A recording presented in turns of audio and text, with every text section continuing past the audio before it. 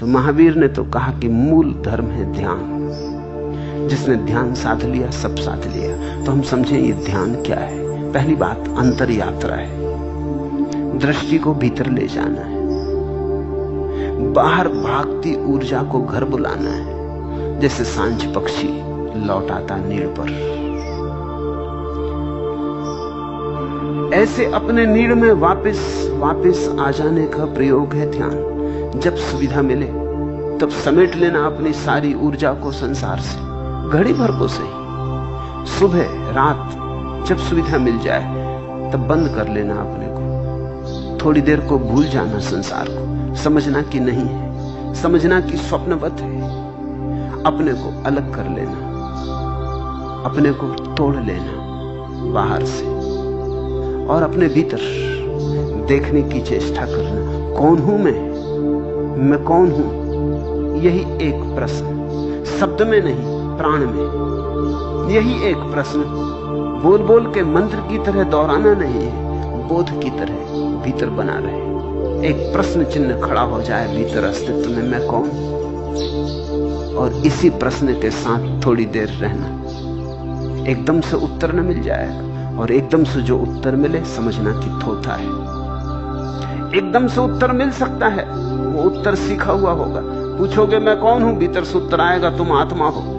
वो तुमने शास्त्र से पढ़ा है, इतनी सस्ती आत्मा नहीं, किसी से सुन लिया है। भीतर से आएगा अहम ब्रह्मास्मि, वो उपनिषद में पढ़ लिया होगा या सुन लिया होगा।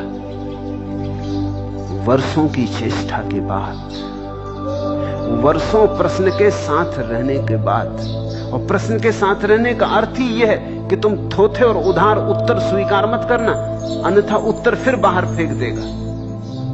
देख लेना कि ठीक है, ये कठोपनिषद से आता बिल्कुल ठीक, ये गीता से आता बिल्कुल ठीक, क्षमा कर गीता मैया,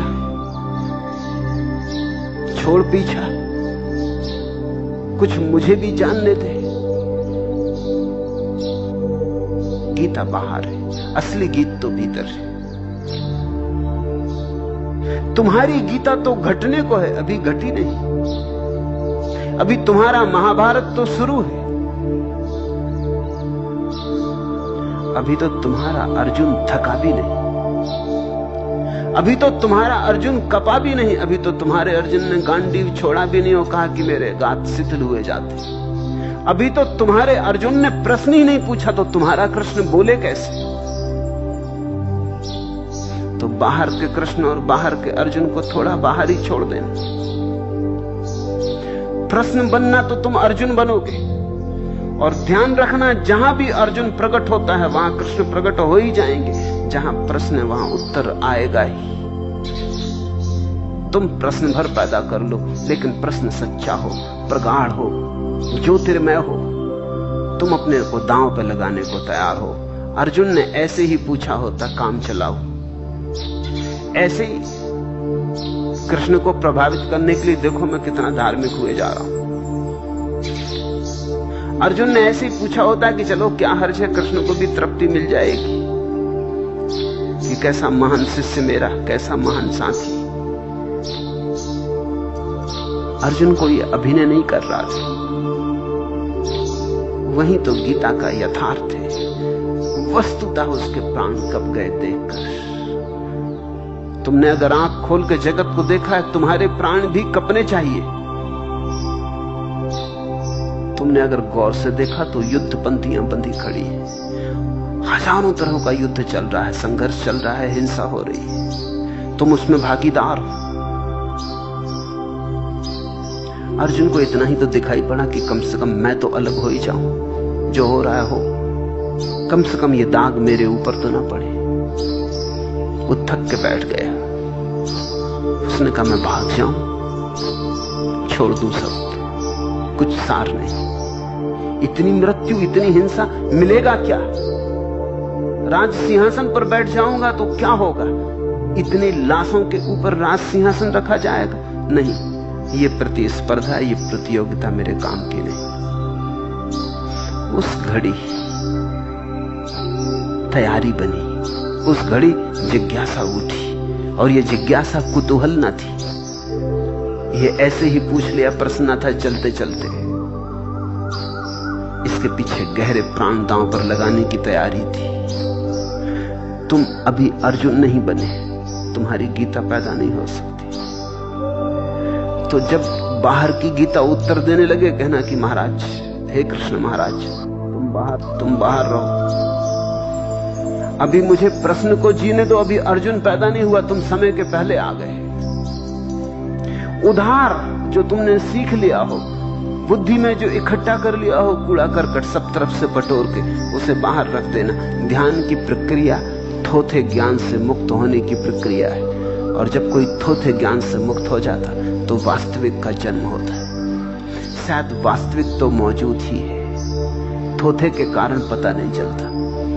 एक बौद्ध भिक्षु हुआ, आर्य असंग, बड़ा बहुमूल्य भिक्षु हुआ। उसके जीवन में बड़ी अनूठी कथा है। नालंदा में आचार्य था,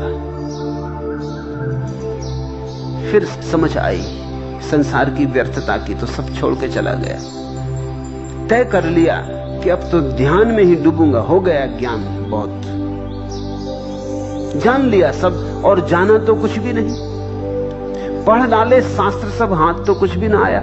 छोड़ के पहाड़ चला गया, एक गुफा में बैठ गया। 3 साल अथक ध्यान किया, लेकिन कहीं मंजिल करीब आती मालूम न पड़ी।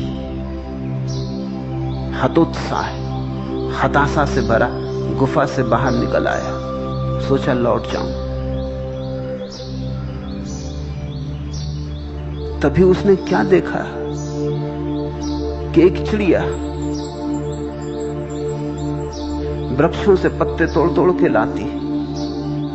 पत्ते गिर गिर जाते, घोंसला बनता नहीं, मगर फिर चली जाती, फिर ले आती, फिर चली जाती, फिर ले आती। उसने सोचा क्या इस चिड़िया से भी कमजोर है मेरा साहस और मेरी आशा और मेरी आस्था? घोंसला बन नहीं रहा है, लेकिन इसकी कहीं भी आशा नहीं टूटती, हताशा नहीं आती। वो फिर वापस गुफा में चला गया। 3 साल तक कहते हैं, फिर उसने हिम्मत करके ध्यान किया, कुछ ना हुआ। सब श्रम लगा दिया, लेकिन कुछ ना हुआ। फिर घबरा के एक दिन बाहर आ गया और कहा बहुत हो गया। फिर उस वृक्ष के नीचे बैठा था कि देखा एक मकड़ी जाला बुन रही, गिर गिर जाती, जाले का धागा संभलता नहीं, फिर बुनती। फिर उसे ख्याल आया कि आश्चर्य की बात है, ऐसी चीजें मुझे बाहर आते से दिखाई पड़ जाती। अभी मकड़ी भी नहीं हारी, मैं क्यों हारूं? एक बार और कोशिश कर लूं। कहते हैं वो फिर 3 साल ध्यान किया, कुछ ना हुआ।